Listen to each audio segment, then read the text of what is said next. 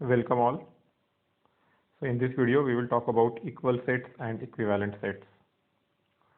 So see, two finite sets are equivalent if they contain same number of elements, that is their cardinality is same.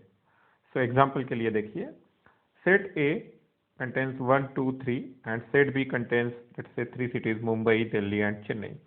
As we can observe, n of A is equal to n of B.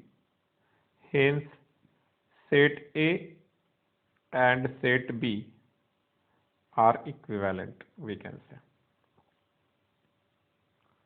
वैसे तो equivalence word mathematics में कई अलग अलग तरीके से use किया जाता है, इसलिए इस कंसेप्ट को और डीप में पढ़ना पॉसिबल, लेकिन हमारे लिए मेरे ख्याल से इतना डेफिनेशन सफिशिएंट रहेगा.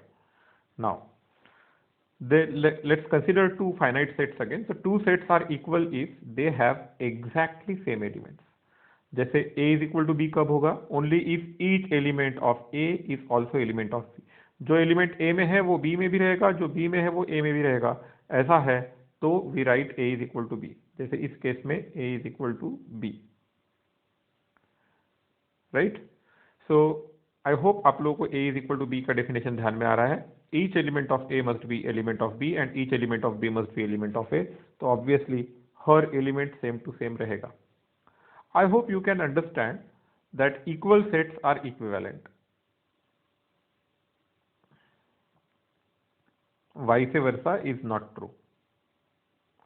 दो सेट्स इक्वल है तो वो पक्का इक्विवेलेंट रहेंगे, लेकिन इक्विवेलेंट रहेंगे तो इक्वल रहेंगे कि नहीं मालूम नहीं रहेगा.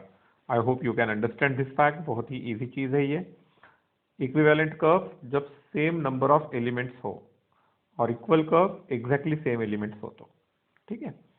अब और कुछ चीज देखिए कि if let's say there are two sets such that A is subset of B and B is subset of A, then पक्का ही A is equal to B. अगर A B का सबसेट है और B A का subset है, ये दोनों के दोनों ट्रू रहेगा तो A इज इक्वल टू क्या रहेगा? B. And in this particular case if A is equal to B, हमें और एक चीज समझना होगा कि then A union B will be equal to A intersection B will be equal to A will be equal to B. अगर A और B दोनों सेम सेट हो गया तो उनका यूनियन करेंगे तो भी वही आएगा, इंटरसेक्शन करेंगे तो भी वही आएगा.